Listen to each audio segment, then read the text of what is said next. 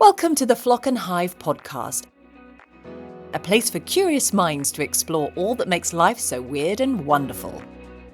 And this week, it is so important when you start to learn to forage that you learn which are the most poisonous plants, and you almost get to know them before you forage anything else. So you know exactly what you're looking for with the ones that are most deadly.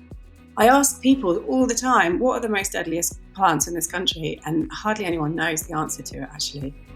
We speak to Alice Betony at Sacred Seeds.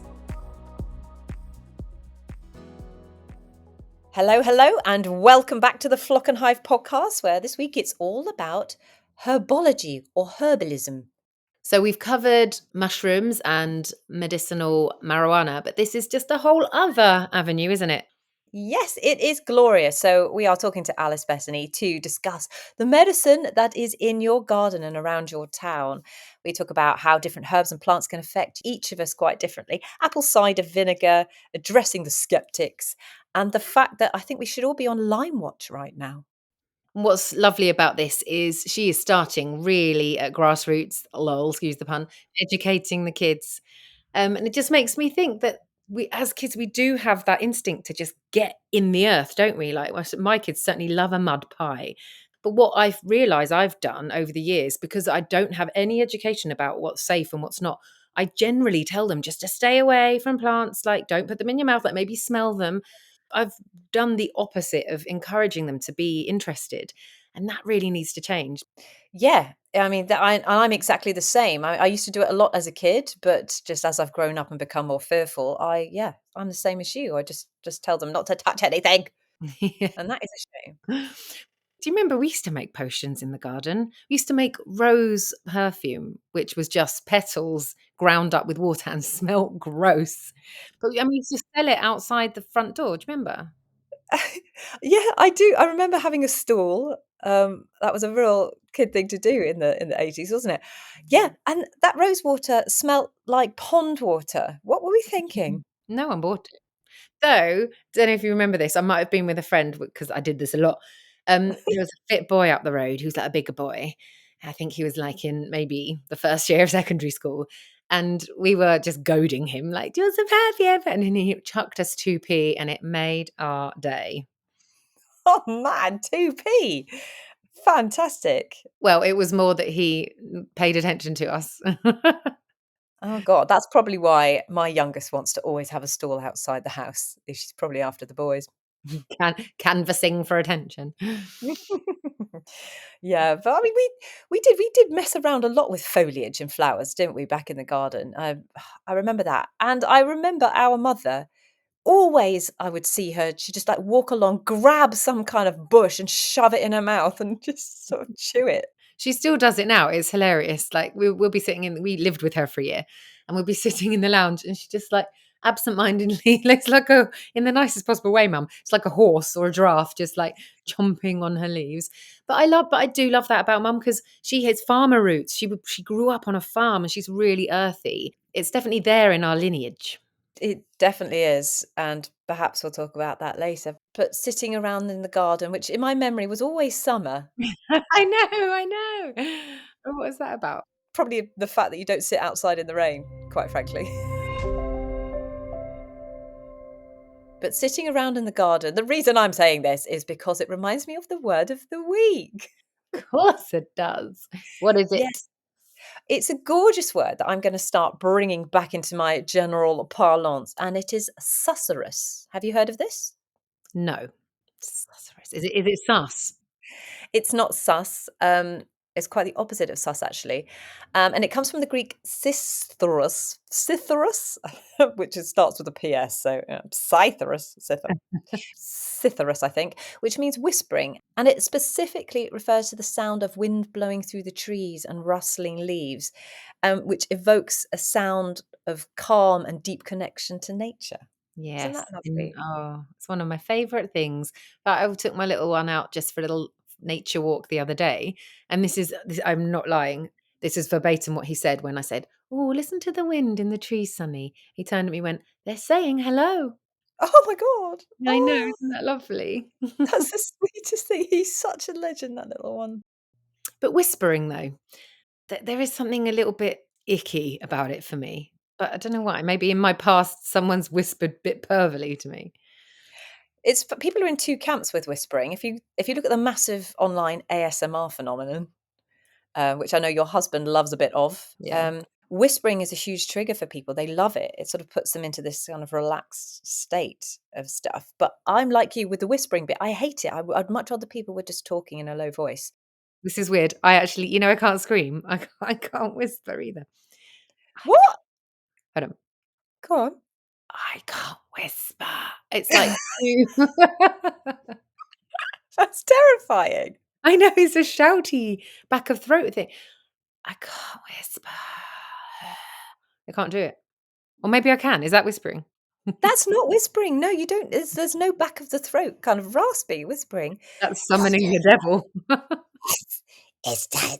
Oh God, don't. Whisper Alice's introduction. Yes, well, I think it's a very good idea to go straight into Alice at this point. But yes, this is the conversation. This is oh now I can't do it. Shit.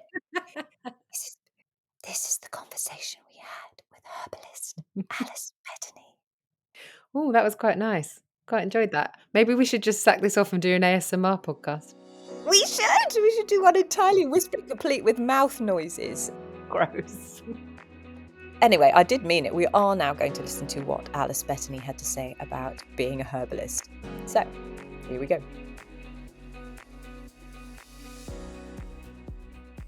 Alice Betony, thank you so much for joining us on the podcast today. Thank you, Helena, for having me. I'm so grateful. Well, I've found you on Instagram as Sacred Seeds, and I've really been enjoying your content on there. So you are a herbalist, but there is so much more to it than that. Can you tell us what exactly it is that you do? Yeah, well, I think to be a herbalist is it's so varied, really. Every single herbalist that I know has a different way of being a herbalist.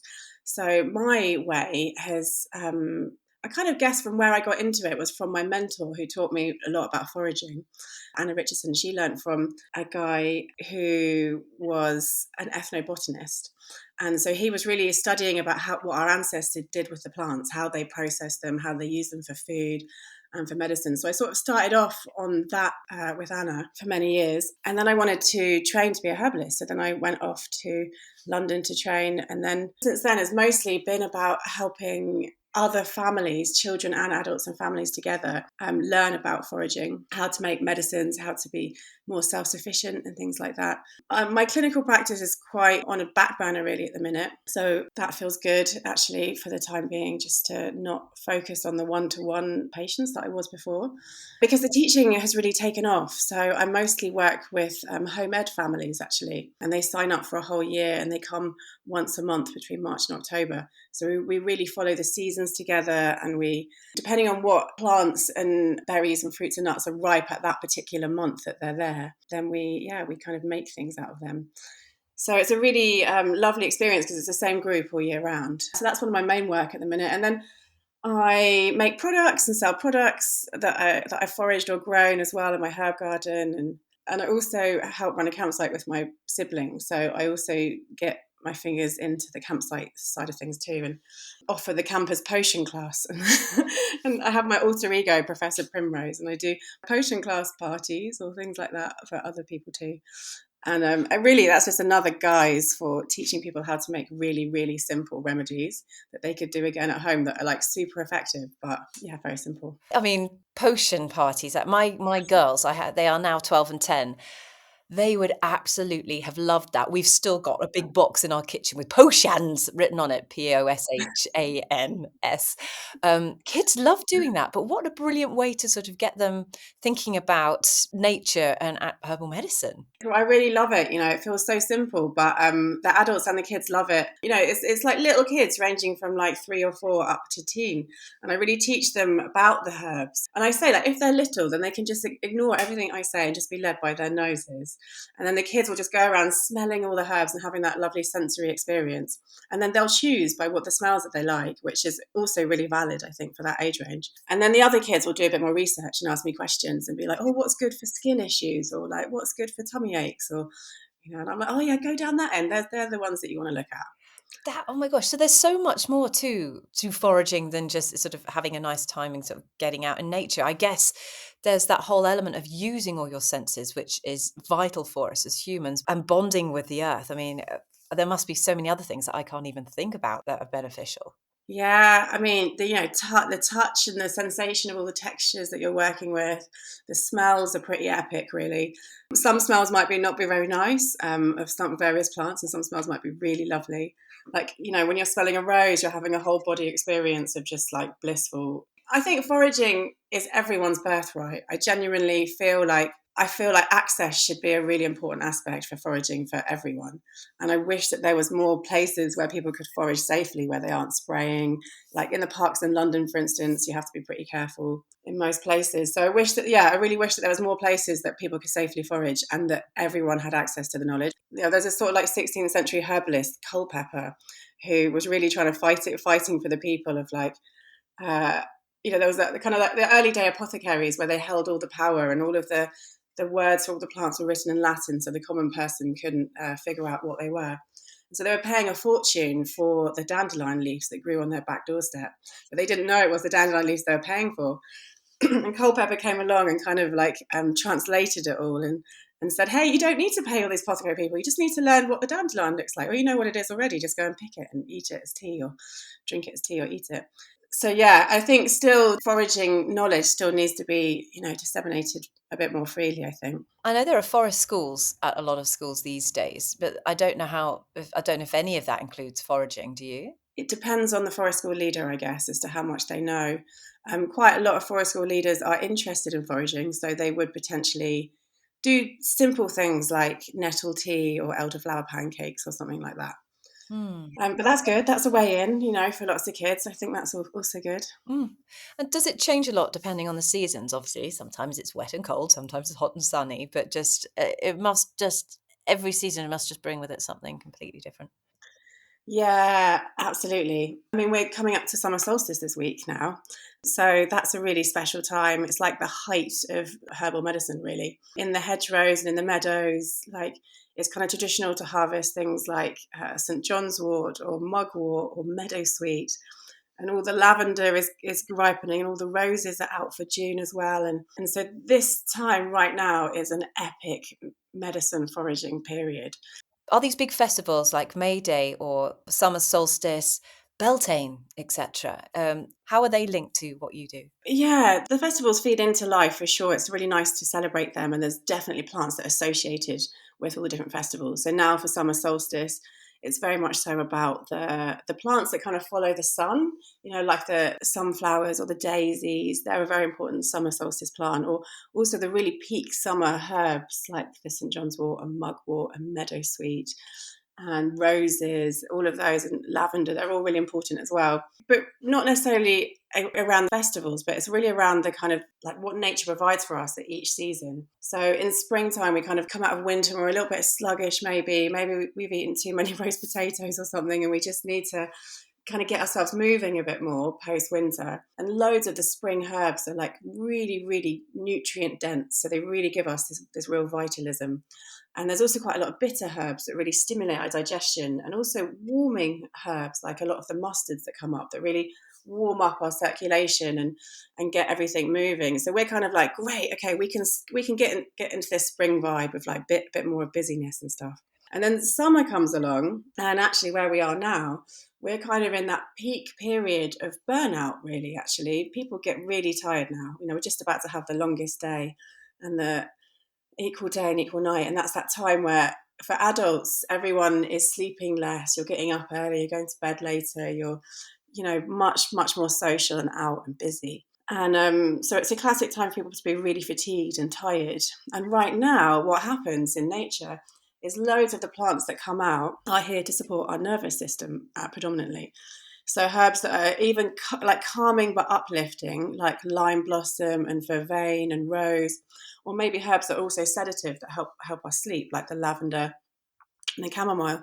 They're all at their peak now, or just about to be at their peak. So For me, it just feels like nature has our back no matter what season we're at. We kind of like, if we're working in tune with the plants around us, we're totally sorted, really. And it makes me feel so self-sufficient and so strong and stable within my own well-being, emotionally and physically. So that's what I wish everyone had access to, really.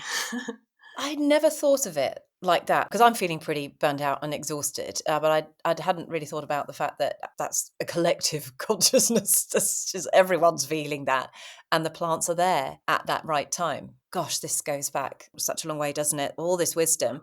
Can we do almost a quick fire round of which plants and herbs for what? I mean, you've mentioned a couple there, verveine and was it Valeria for like chilling out, basically. Can we go through a list of things and you tell us off the top of your head what kind of things might be good? Yeah, on a rough basis, we could do that, but the herbal medicine's a little bit more in depth than that, because if we're talking in like, oh, what herb does that, paradigm is a bit more of what the doctors do in a way. Mm. And actually, herbalists are generally a little bit more broader than that. So you and I are probably completely different. We probably have completely different constitutions. So I'm often quite red in the face and I get flushed and red really easily. And I've got like what in Ayurvedic terms you would call it a pitta temperament. So I run quite warm all the time. And so I need often herbs that are kind of quite cooling, that cool me down, that kind of help with my personal constitution. Whereas other people they might feel the cold a lot more, and then so that they in their mixes they need herbs that are more warming to warm them up because they're feeling cold a lot of the time. And as an example, so all of the different herbs have these different drying or moistening or heating or cooling properties. So if we've got the same condition, you and I, we might not use the same herbs for that condition. Oh, So it's not necessarily as simple as that. There are herbs that are antihistamines, so they really help with hay fever, for instance, and they come out at hay fever season just around about May, like the elderflower and the nettle and the plantain. And so that's kind of universally good for everyone who gets allergies. But yeah, let's say if we both had IBS or different, digestive symptoms, but we have different constitutions, we would definitely be treating them in a different way. mm. So, like, with hormonal imbalances, it's very personal for the individual. For headaches, it's very personal for the individual. There's a few things that are quite hard to kind of get to the bottom of. And that's why I think herbal medicine works so well, because we really give a personalised treatment for people. For anxiety, there are definitely like a list of herbs that are really good generally for everyone too. So yeah, the vervain, for instance, is flowering now and is looking absolutely perfect. It's probably one of my favourite herbs, I think, on the planet. It has this remarkable ability to completely hit the spot if you're the one that needs it. Really? And if you imagine that character, most likely a woman who feels like they're just constantly holding the whole world on their shoulders, and if they were to stop doing something, then the world would collapse. That's quite a familiar feeling, right? What's this? Yes. Gosh. So vervain is for those women basically, or those people. It just helps them switch the button off to be like, oh, I don't think I need to do that right now. I can just leave it. Or just like, you know what, I'm going to ask someone else to do that and get different boundaries. Yeah, it's a really amazing herb, actually. It's not a sedative. It's very sort of calming for the nervous system, but it is quite bitter, which is a good thing. Bitter stimulates your liver and stimulates your whole digestive system, which also helps with any toxins you've got going on too. So Hmm. I was reading about dandelion yesterday, and the whole reason why the bitter element is good for you and stimulates bile, etc. Because I taste a lot of wine for my living, so I'm particularly interested in sort of cleansing the liver and how I would do that. But in terms of how you ingest it, are some ways better than others? I mean, can you just eat it? Even though that might be not the most delicious way of doing it, but how effective are teas, or actually do you need a little bit more extraction for certain things?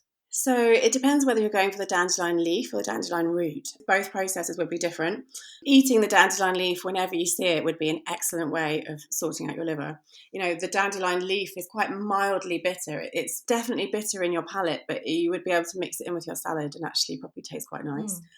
Mm. But you'd be getting a good element of bitter with that on a daily basis. So if you had a little harvest of dandelion leaves to see you through most of the year, that would be excellent. You don't lose anything by drying them, or do you? It depends. If you've dried them in a quite a nice way, where it's not been direct sunlight, it's been quite a slow dry, maybe a dehydrator on a low heat or something like that, then actually no, I'd say that they're still fully potent. But the root is a different factor. So you would only dig up the root kind of in the autumn or winter months.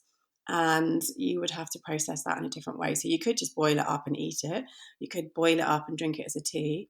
Whereas the leaf you would just put into like a teapot and just have it in the teapot for 5 minutes and then drink it. But the root you'd have to actually simmer it to get the polysaccharides and the different goodness out of it. The dandelion plant on its own is really incredible. The root has these like prebiotic goodness in, so it's super good for digestion. And it actually tastes a little bit sweet to me with that sort of sweet carbohydrate prebiotic chemicals in them. But then it's also bitter, so it also has a bitter element to it. Gosh, who knew? The dandelion, I've been trying to get rid of them in my garden for years. Oh no, eat them. What else am I likely to have? I've got a nice sized garden now with all sorts of things. I don't know what they are. Like in the UK at the moment, what might I have that I should look out for? I mean, right now, have you got any roses? Yeah. Have you sprayed them at all? No. Yeah, unsprayed, great. So any rose that smells good, that has a nice scent, that has not been sprayed, can easily be used as medicine. You might still have some elderflowers hanging around potentially there. It's like the season's kind of like dwindling out now, but the combination of elderflower and rose tea is delicious together. Elderflower and rose infused into apple cider vinegar, I love to use as my salad dressings. Rose is really calming for our emotional hearts, and rose is actually also antiviral, so it's a really good medicine all round. I might infuse rose into brandy to have as a tipple. Really? Yeah, maybe you've got some lime blossom trees near you that are about to flower. Lime blossom is absolutely delicious. Maybe you've got some wild chamomile or some pineapple weed coming up, or some self-heal or lavender. I don't know. Yes, I suppose what would be growing in an English garden that's kind of been left to it for quite a long time. But so many things, so many things. And so obviously you can do serious training like you have, but it's really accessible. You can still just, go and join somebody for an afternoon and learn a little bit. It depends what you want to do with being a herbalist. Do you want to see patients one-on-one? Then I would say that you definitely have to get the 3-year full-time training. Since I trained sort of a decade ago, the training actually looks really different now. When I was studying, and with a lot of the degrees back then, you were pretty much in a classroom for 3 years with only touching a real life plant like a couple of times. It was just full on studying in a very disconnected to the plant world. And that's not why you were there, really. You were there to learn about the plants. But luckily, I had already had the one-on-one with the plants before. So I was up for just doing the classroom work, really. But now, these days, there's a lot more kind of apprenticeship style ways of studying, which is a lot more hands-on. But there is also still quite a lot of online studying options too. So you could just do an intro course, for instance, and learn a lot of basics, to really weave in herbal medicine into your home. Or you could go, and maybe after you've done that, maybe you'd be inspired to go the full hog and do the 3-year training. True. I imagine that you've had your fair share of skeptics along the way doing all this. Coming from the very black and white, logical type of medical background. My sister who hosts a podcast with me, yet we're so open to this. What kind of things do people say? How do you address the skeptics, basically? Yeah, good question. My brother's a total skeptic. Really? It's interesting. We had this I was kind of like, he's got such bad hay fever, and I was like, go on, honestly, try this mix I've made you. And the first thing was he just wouldn't take it. So I was like, well, how are you ever going to know if it works or not?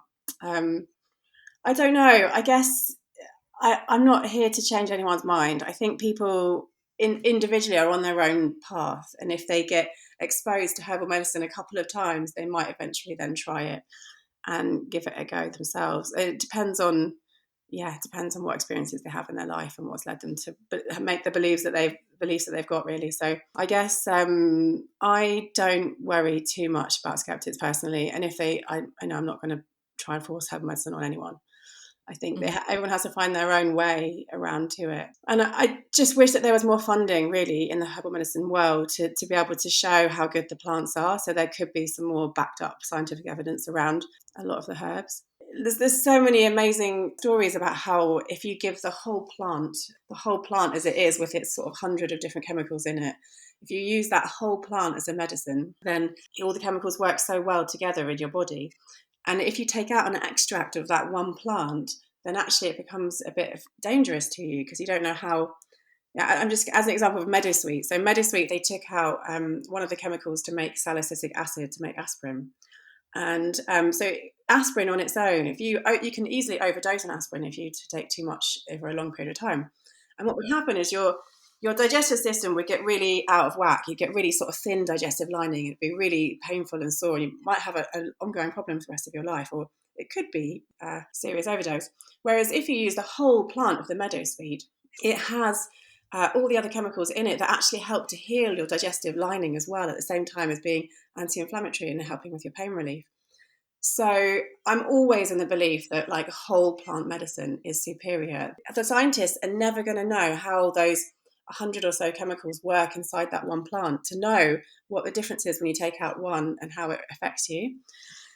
So I think there just needs to be more research. Really, people need to be more. It needs to be more funded, and that's a whole other political conversation, isn't it? That is not really going to ever happen. Well, there's a bit of a theme in these podcasts. Yes, we know those reasons. Do you have any interesting stories about a client's transformation using herbal therapy? There's a couple of stories, a couple of patients that stand out really. There was one lady that I saw quite a while ago now, and she had been suffering with interstitial cystitis, which is quite hard to get diagnosed initially because you've got to do loads of differential diagnosis, I think, before you get there. So she'd really struggled to get her diagnosis for a while under conventional medicine, under her GP. And then she had seen loads of different therapists, nutritionists or acupuncture, all these different sort of therapists, and she hadn't really got any relief from this pain that she was having the whole time in her urethra, essentially. And yeah, it was really debilitating for her because it was super painful. And yeah, we just trial and errored a few different mixes for her. Each week we changed the mix up a little bit to see how it would help. And we eventually hit this mix that just absolutely sorted her right out. She was pain-free for ages. And we sort of potentially narrowed it down to a couple of different plants. Well, actually, mushroom. One was reishi and one was goldenrod. But it was, she was so thankful because it had been years in this sort of chronic pain, really, and a very debilitating and really annoying, symptom of this painful urethra. So it was really, that was a really exciting thing to happen. Yeah, fantastic. And other times, I guess some people have come to me with different menopause or hormonal symptoms, and they can also be super stressful and debilitating for different people, whether it's emotional or physical symptoms with that. I had a menopause patient that sort of came back recently and was like, got on the herbs again, was like, oh yeah, instant relief. Wow, okay. Yeah, so that's good. I must say, like I'm 46 and it hasn't hit hard yet, but I'm sure it will. What I have really found is like the only thing I was really feeling is a lot of brain fog and just that kind of lack of focus. And since I've been taking lion's mane and a mix of other mushrooms as well, but specifically lion's mane, it's incredible. I've never been this focused in my whole life. So, I mean, Mm. seeing that firsthand has been really exciting for me. Yeah, medicinal mushrooms are a super exciting new form of research that's going out there, isn't there? It's amazing. Yeah, I use it a bit in my practice as well. I love it. Love them. So I know you're well trained and very experienced, but have you ever got it wrong and been ill? I haven't actually ever done it myself, but I have really heard of some stories where it's gone horribly wrong. So it is so important when you start to learn to forage that you learn which are the most poisonous plants, and you almost get to know them before you forage anything else. So you know exactly what you're looking for with the ones that are most deadly. I ask people all the time, what are the most deadliest plants in this country? And hardly anyone knows the answer to it, actually. You really need to know what hemlock looks like and what water dropwort hemlock looks like, its cousin. And they are 100% the most deadly poisonous plants in this country, I think. And they can be mistaken for elderflowers, as an example. They are super different and they grow up from the ground as opposed to like a shrubby bush. But if they're growing right next door to each other, then you can see that the people that are inexperienced can just be sort of absent-mindedly sort of harvesting what's in front of them, the white fluffy flowers that are there, and not really noticing that they are actually quite different. I literally saw a quite big Instagrammer the other day advertising her elderflower and the strawberry jam, but she was actually picking rowan flowers. And so I think, my caution for that really is like just always triple check your sources and don't always believe everything you see online. I think there is a little bit of difficulty coming up with the whole influencer movement, where people actually are completely not trained at all and are just doing trendy things, trendy recipes. Foraging is really trendy, and they don't actually know what they're talking about. And I've seen quite a few misinformations around that new trend of of, uh, of info coming out, really. So I think make sure you know your sources, make sure you're trusting your sources, make sure you triple check, even if you trust your sources, and get to know your poisonous plants as a first off, really. And yeah, go on some foraging courses near you and figure out where. Yeah, get someone to show you, basically. Good. Is there one simple herbal remedy that you could teach our listeners just to make at home that's kind of good for everybody? Maybe it's the hay fever one or something else. Well, I mean, let's focus on the season for now, which is really about herbs that chill us out and calm us down. I mean, yeah, there's in loads of towns and villages around, England, everywhere that I go, there's loads of promenades of these lime trees, these linden trees. And Mm. so they might know that they have these linden trees in near where they live potentially. And very soon the linden blossom is going to be out, and it only really blossoms for like 2 weeks of the year. So all the herbalists are kind of on lime watch and kind of like ready to run out at a moment's notice to when it's not raining to get the heart to harvest them. And you'll see on the lime blossom you have like the flower, and you also have this like light coloured sort of what looks like a bit of a wing, like a wing shaped leaf attached to it. So you harvest that as well. It's called the bract. You harvest the flower and the bract, and then you could just simply either drink them as tea, like a little handful of lime blossom in a hot water as a tea is so delicious. It tastes like honey. It makes you feel so calm and great. Or you could gather a selection of the calming herbs that we have around us right now. Maybe you've got chamomile near you. Maybe you've got lavender. Maybe you've got some vervain. It also grows wild. Maybe even some mugwort. And you could literally chop them up and fill them in a small jar, and then you could cover them with a liquid that preserves it. So that would either be vodka, which makes an alcoholic tincture, or you could also use apple cider vinegar. And you just literally fill the jar up with your herb, like 3/4 full, sort of packing it down, and then cover it with fill the liquid up right to the top of the jar, and then leave it for 4 weeks. And then strain it, and you basically made like a tincture, whether it's an alcohol based tincture, whether it's an apple cider based tincture. And you could take that diluted in water once a day or 3 times a day and feel the calming benefits, basically. I love that. And apple cider vinegar as well. Can you just, for people who don't know about the health benefits around apple cider vinegar, could you just talk a little bit of that about that? Yeah, on its own, apple cider vinegar, people take it as a tonic daily anyway because it's so good for our gut. I mean, I get the organic, unpasteurized with the mother, the really good, the best quality stuff. And it has that fermented aspect to it. So it's really good for your prebiotic flora in your guts. It's actually really good for your nails and your skin and your hair and everything as well too. So ultimately, anything that's good for your digestion is good for your mental health as well, because in our digestive system, we produce 80% of our serotonin and our happy hormone too. So it's really, and also we produce 80% of our immune system as well. So gut health is the be all and the end all, and apple cider vinegar is a good start to that. And have you seen there's this whole kind of rage now instigated by the glucose goddess online about if you have this sort of hacks of how you can support your blood glucose and not have these spikes throughout the day. And she says to kind of dilute a tablespoon of apple cider vinegar in some water and have it as a shot half an hour before your meals. And it really helps to balance your blood sugar levels. Really? Okay, because I saw a guy doing that. Yeah, that's really interesting, and that's just such an easy thing to do before every meal, isn't it? Yeah, yeah, yeah. And if you were to make, sort of supercharged herbal versions of apple cider vinegar, you would be essentially having all the nutrients of the herbs as well as the vinegar once or 3 times a day as you go too. So you could have different herbal vinegar mixes. You could have your chill out one for the evening. You could have your bitter one to get your digestive going in the morning. You could have your digestive one at lunchtime, maybe. This is a problem. Every time I speak to one of our gurus, I want to do it all, and I want to do it immediately. You can, yeah, you can. You can go out and harvest all of your garden today and do it. I will. I've got lots of fennel. I know I've got fennel. Great. That smells amazing. It smells like it should be good for me. It's really good for digestion, yeah. So really for a digestive mix. Yeah, it's great. Mhm. please tell everybody where they can find you. Yeah, I have a website, sacredseeds.org.uk, and I have my shop on my website, which sells all of my different herbal products. There is the Nervies tonic, which is kind of all the different herbs that chill you out. There's the Love Drops, is that really calming, lovely one you can just put on your tongue and keep in your handbag for when you're feeling a bit stressed, or a little bit like my own sort of herbal rescue remedy version of.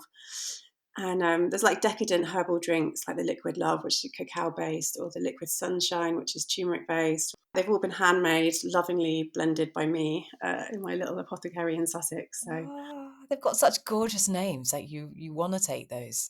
You want to take that medicine. yeah, you want to have the Love Drops, yeah.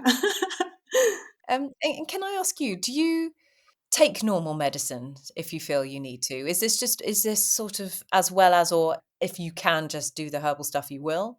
I am really lucky that I've never really had to be in a situation where I've had to have any serious illnesses, really, where I've had to take conventional medicine. Like, I would take a paracetamol, yeah, for sure. If I've got a really banging headache, I would definitely take a paracetamol. So it's not, I really strongly believe that, you know, I wish the herbalists could work alongside the doctors and we could be much more integrative in our way of treating people. So yeah, I'm not against modern medicine whatsoever. I definitely have a preference, and I would try herbs as a first off for myself. And I still go to the doctor sometimes. I like to get them to do tests on me and little things I can't do at home. That I appreciate the service so much. This has been absolutely fascinating. Thank you so much, Alice Betony, for coming onto the podcast today. Thank you so much for having me, Helena. It was nice to chat. Well, I don't know about you, but I need to get myself a bucket load of vervein. I'd never heard of that before this. Oh, you have? I must have done, because I am on my proper journey of supplements at the moment. I'm all about the ashwagandha, which has genuinely helped. Yeah, it does. But no, you have. I mean, again, maybe it's one of those things that you're too young to remember, or you've blocked it out, seeing as you say you've blocked out your entire childhood. Story for another time. But Mum used to drink vervein, sort of steep vervein flowers, verbena. You've also heard of, it's also known as verbena, but vervein, we had it on French holidays all the time, especially to help us sleep at night. What we did, as kids. Yeah, I had it loads, and all the way through my teens as well, because she found she'd bring a whole load back to England. Do you not remember? No, but I just don't remember anything. Well, you see, I told you she was a witch. She and her mum definitely had witchy tendencies. Remember the dowsing? Well, yeah, no, Granny would divine water, didn't she? With a Yeah, stick. yeah, she did, and very successfully. Yeah, that's weird. But the biggest shame about that is that Mum and Mum's mum, Granny, never did anything with it. And then Mum went into medicine and went completely the opposite way, that does not draw on any experience of that kind of stuff. Well, there's probably a reason that you and I are doing all this now, and we're sort of looking into it. I've had a few sessions now with Amanda, our kinesiologist, who we had back in episode 15, I think it was.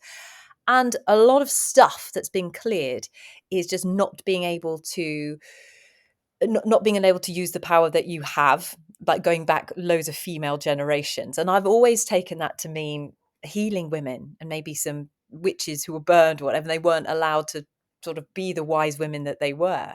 Yeah, that's so important to clear all that. And again, this is, why we're doing this. I definitely feel there's a lot of stuff holding me back, but not necessarily from me, because I want to obviously have a fully fledged career in being creative and being an artist. And there definitely feels like there's something that's got to get out of the way for me to really believe that that's sort of allowed to happen. Yeah. I think you're a bit further down the line than me, but aim to get there. And it's quite comforting to know that those roots are in our immediate family. They just weren't on the surface when we were growing up, I guess. That's just it. I mean, we come from a long line of medics, right? And I just think somewhere along the way, it just, naturally, as it would in the world, it all became very black and white medical. Yeah. One thing that kind of terrifies me a bit is when she talks about having access to all this information. At the beginning of the interview, before she even mentions the NHS, which she does at the end, my immediate thought was it would take the strain off the NHS so much just for the minor ailments that cannot be addressed or dealt with at the moment. Especially, I mean, don't want to get political, but the state of the NHS at the moment, which is absolutely not the NHS's fault. she mentions if you've got chronic IBS or a repetition of, sinusitis or a cold or something, but you need some information. We have been brought up saying, right, GP, NHS, but is there another way? And talking about menopause, if we were all educated in that a bit more, and if more time was invested in teaching us how to balance it and supplement it on our own without it just going to straight HRT and, oh, there's a shortage, because there was a shortage recently, wasn't there? Which I can imagine being very unsettling if you rely on that for your mental and physical well-being and just being able to survive through the menopause. If, you know, the research does need to happen, obviously, because there are dangers in just kind of going alone foraging. But it kind of makes me a bit sad that it's sort of fallen out of our culture, because it was, she mentions the 16th century where, it was very much relied upon. And that was where we got our well-being from, was from the land. And that just sort of fucking disappeared. Well, for all the reasons that we've stated in previous podcasts, whether it's with functional mushrooms or kinesiology, etc., etc. I mean, but I do love the fact that she would still go to a GP, and I think if you've got something like cancer, something really serious, then you do need something just to really sort of hammer that home. But this should always sit alongside it. It does feel like it's coming back, but then maybe that's just because we are interested in it, and so we're seeking it out. It's hard to know, really. Yeah, our echo chamber is just feeding it to us. Yeah, and I guess what we do need to bear in mind is that it's not one size fits all. In fact, that's probably the same with any medicine. You need to try different things to see what works for you. Yeah, You're not going to get a result necessarily first time you give it a go. exactly. And that would put people off as well. Just education around the fact that it is probably a trial and error thing. Like, I'm just embarking on looking into HRT. And what surprised me was that there was probably going to be a period where I'm going to have to test out different levels and of what doses of what I'm going to have. So that just feels a bit more like work. So again, I think people need to be encouraged to explore that work, not just, can I have a prescription, cure me, please, kind of thing. So, obviously, it makes sense that you kind of follow the seasons with all of this. But when she mentioned about how in the summer we're all, as a culture, as a people, we are all generally much more knackered, I would never have even considered that, because I feel like this, everyone's energized in the summer, but actually it makes so much sense. And it's like the end of the academic year, everyone's winding down, just totally knackered. But that's just, yeah, I would have thought it would have been completely the opposite. That was the one thing that really blew my mind here. It's like, no wonder I'm feeling like this. Plus, work is insane. But it's because you can sort of squeeze more work in when it feels like it's the middle of the day at 8 p.m. Yeah. And your 4-year-old comes in at 5 a.m. saying, but it's light outside. Oh, no, that. Oh, no. It just doesn't understand. But the clock says 5 a.m. Blackout blinds. Yeah. We really need those. But I remember you had experienced something quite new. After Christmas, you let yourself just go back to the Isle of Wight for the whole of January. You didn't drink, and you just let yourself hibernate, didn't you? And you said you've never let yourself do that before. And I've got to this grand old age without ever letting myself kind of calm down in January, do dry January. And yet because I probably in London with a frenetic life, I just couldn't do it. But it happened here. I had no choice here, really, because everyone just kind of closed their doors. Kind of restaurants couldn't be bothered to open. It's quite, but in a way, it's really restorative. We have a little wood burner, and we just kind of battened down the hatches and got really cozy as a family. Because it was dark when the kids got home from school, and we would just calm and we'd drink tea and read books and just let our nervous systems go. Zoop. Yeah, I will do it every year now, every single year. Yeah, I don't think I've ever done that, ever. Potion parties sound fun. I mean, oh my God, the clue's in the title. Our kids would have loved that when they were a bit younger. Maybe they still would. I think just about you could, especially with yours. Better than £300 to jump in a loud, fluorescently lit trampoline park with terrible pizza, microwave burgers. Yeah, I wonder how Cora will feel if we actually have a potion party instead of doing that this year. I reckon she'd love it. Very different to our parties. So Mum hosted a lot of our birthday parties, always at the house, didn't she? And it's only now I realised the mania. Last November, I made one of the top 5 mistakes of my life, and a lot of time's passed since then, and I still stand by it. I thought it would be great to have 8-year-olds just, casually back to the house after school for 3 hours. And oh my God, it was like having 8 children, one of which at any time was having a meltdown. It was just awful. And I do wonder if we just got some kind of potion mud cake situation in the garden, they would have just had a much better time. I mean, such a good point. I think the difference was with us is that we were girls because we had. I might remember this wrong. We need to ask Mum, but I remember them being quite calm, both your parties and mine. There weren't any boys, really, were there?